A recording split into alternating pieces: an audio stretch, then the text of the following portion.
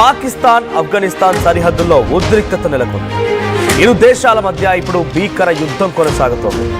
పాక్ కాల్పుల్లో ఆఫ్ఘనిస్తాన్కి సంబంధించిన 4 ఆఫ్ఘన్లు మరణించారు. ఇక పాక్ కాల్పుల ద్వారా మరో 4కి చాలా తీవ్రంగా గాయాలు కూడా అయ్యాయి. ప్రస్తుతానికి చెమన్లోని కాల్పుల్లో చెమన్లోని పాక్ ఆఫ్ఘన్ బార్డర్ ధ్వంసమైపోయింది. సీజ్ ఫైర్ ఒప్పందాన్ని ఉల్లంఘిస్తూ పాక్ కాల్పులకు పాల్పడుతోంది. సో అంతకుముందు ఆఫ్ఘనిస్తాన్ పైన పాకిస్తాన్ చాలా భయంకరమైన దాడి చేసి కొన్ని వందలాది మంది మరణాలకు కారణమైంది. సుమారుగా 2-3 రోజుల పాటుగా యుద్ధం కూడా కొనసాగింది. ఈ యుద్ధం కొనసాగుతున్న క్రమంలోనే పలు చర్చలు కూడా జరిగాయి. ఈ చర్చలకు ఫుల్ స్టాప్ పెట్టే ప్రయత్నం కూడా చేద్దామని టర్కీ వేదికగా, సౌదీ అరేబియా వేదికగా పలు చర్చలు కూడా జరిగాయి. కానీ ఎటువంటి చర్చలు కూడా సఫలీకృతం కాలేదు. పైపెచ్చు ఇంకా విద్వేషాలు రెచ్చగొట్టడం తప్ప. ప్రస్తుతానికి ఈరోజు పాకిస్తాన్ ఆఫ్ఘనిస్తాన్ పై దాడి చేస్తోంది. నిన్న ఆఫ్ఘనిస్తాన్ పాకిస్తాన్ పై దాడి చేసింది. సో కాల్పుల విరమణ లేదు అనేది మాత్రం ఇక్కడ చాలా క్లియర్గా అర్థమవుతోంది. సో ఎన్ని మీటింగులు జరిగినా, ఎన్ని చర్చలు జరిగినా ఎటువంటి ఉపయోగం లేకుండా పోయింది. సో మొట్టమొదటిసారిగా ఈ యుద్ధానికి తెరలేపినటువంటి దేశం పాకిస్తాన్. సో పాకిస్తాన్ ఖైబర్ పఖ్తూన్ఖ్వా ప్రాంతంలో ఒక భారీ కారు బాంబులా మారిపోయి దాడి జరిగింది. సో కారులో రెడ్ ఫోర్ట్ సంఘటన ఎటువంటి జరిగిందో ఆ రకంగా అక్కడ కూడా ఒక కారులో మనిషే ఉండిపోయి ఆయన మానవ బాంబుగా మారిపోయి ఒక భారీ దాడికి పాల్పడ్డాడు. కారు బాంబు దాడి పాల్పడ్డారు. దీంతో 11 మంది పాకిస్తాన్ ఆర్మీకి సంబంధించిన వ్యక్తులు మరణించారు. అయితే దీని వెనుక తాలిబాన్లే ఉన్నారనేది పాకిస్తాన్ అనుమానం.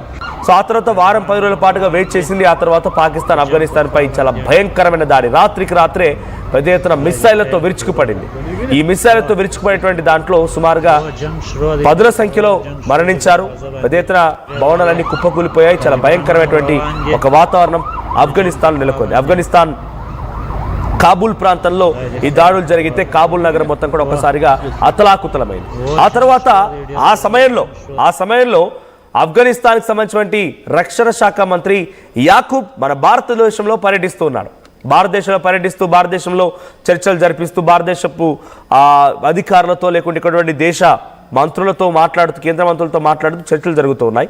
ఇదే క్రమంలో అర్ధరాత్రిలో దొడ్డిదారిన పాకిస్తాన్ ఆఫ్ఘనిస్తాన్పై దాడి చేసింది. కారణం ఏంటంటే మా ఖైబర్ పఖ్తూన్ఖ్వాలో ఆఫ్ఘనిస్తాన్ వచ్చి దాడి చేసింది, మా ఆర్మీ సైన్యం మరణానికి కారణమని చెప్తున్నారు. ఆ తర్వాత మన భారతదేశం నుంచి ఒక మీడియా సమావేశం ఏర్పాటు చేసి ఇక్కడే తాలిబాన్ల ప్రభుత్వం నుంచి ఉన్నటువంటి కేంద్ర రక్షణ శాఖ మంత్రి మాట్లాడుతూ ఇక్కడి నుంచే వార్నింగ్ ఇచ్చారు. మేము ఎక్కడ ఎటువంటి దాడికి పాల్పడలేదు, మీరు మాపై పొరపాటు పడ్డారు, మీరు మళ్ళీ క్రాస్ చెక్ చేసుకోవడానికి ఇక్కడ నుంచి హెచ్చరించారు. అయినా వినలేరు. మళ్ళీ సాయంత్రం కల్లా మళ్ళీ పాకిస్తాన్ దాడి చేసింది. దీంతో సహించేది లేదని చెప్పి ఆఫ్ఘనిస్తాన్ కూడా ఎదురు దాడి చేసి సుమారుగా 2-3 రోజుల పాటుగా ఈ దాడి కొనసాగింది.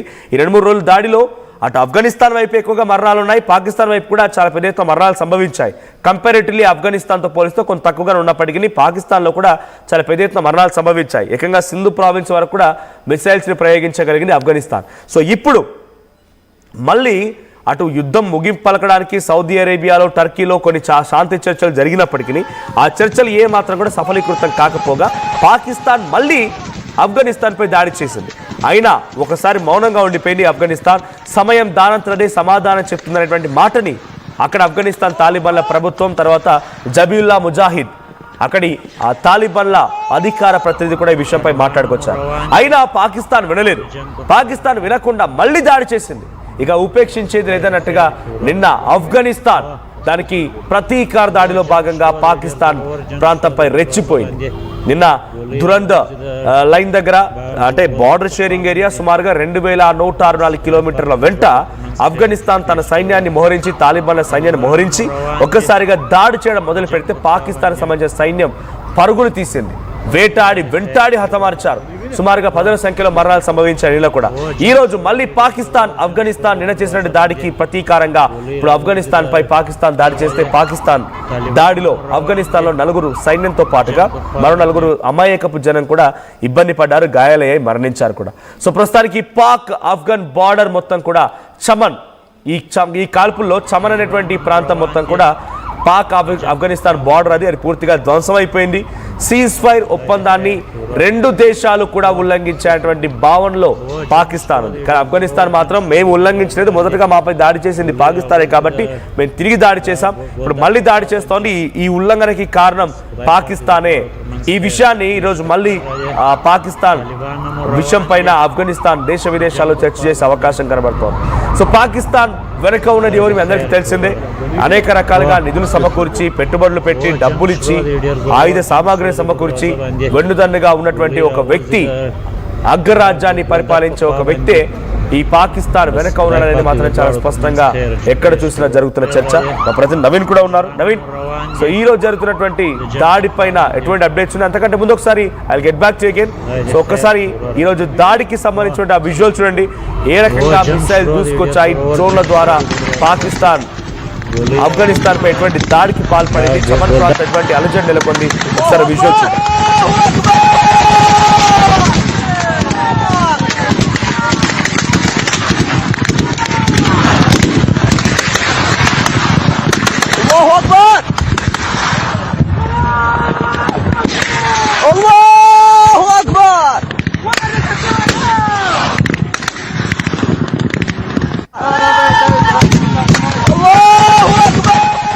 సో ఆర్తనాదాలు, ఆ ప్రార్థనలు మనం వినిపిస్తూ ఉన్నాం. ఆ కాల్పుల మోత మధ్యలో వారంతా గాయాల పాలవుతూ, చనిపోతూ, అరుపులు, కేకలు, ఆర్తనాదాల్ని వినిపిస్తూ ఉన్నారు. సో ఆఫ్ఘనిస్తాన్లో కొంత భయంకరమైన సిచ్యువేషన్ నెలకొంది. నేను వార్త చెప్పే సమయానికి కూడా ఇంకా అక్కడ కాల్పులు జరుగుతూనే ఉన్నాయి.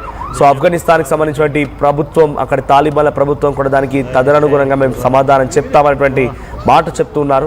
సో పాకిస్తాన్ చేసేటువంటి ఈ భయంకరమైన దాడిలో ఆఫ్ఘనిస్తాన్ చాలా ఘోరాతి ఘోరంగా ఇప్పుడు కొంత చిత్తైపోతోంది.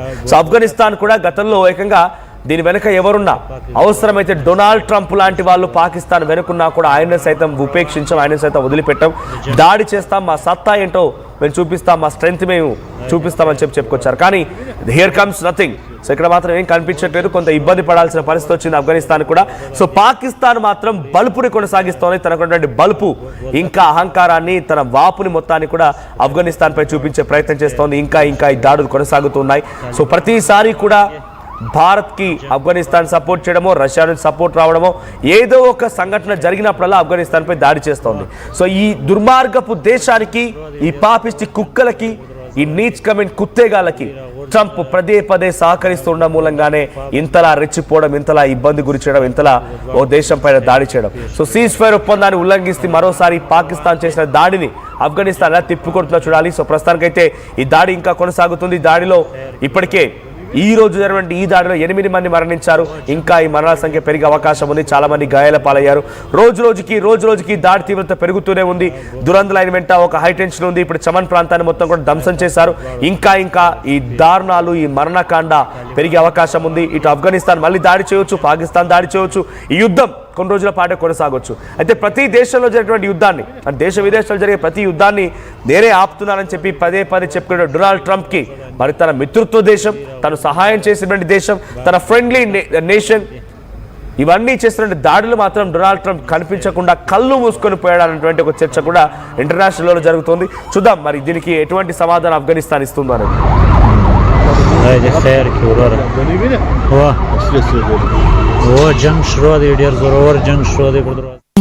జలుబు, తలనొప్పి, ఒళ్ళు నొప్పులు ఏంటమ్మా? శాస్త్రి వామ్ 5 రూపాయల ప్యాక్ రిలీజ్ అయింది కదా చెల్లెమ్మా. శాస్త్రి వామ్ 5 రూపాయల ప్యాక్ రిలీజ్ అయిందమ్మా, వెంటనే తెచ్చుకో. శాస్త్రి వామ్ 5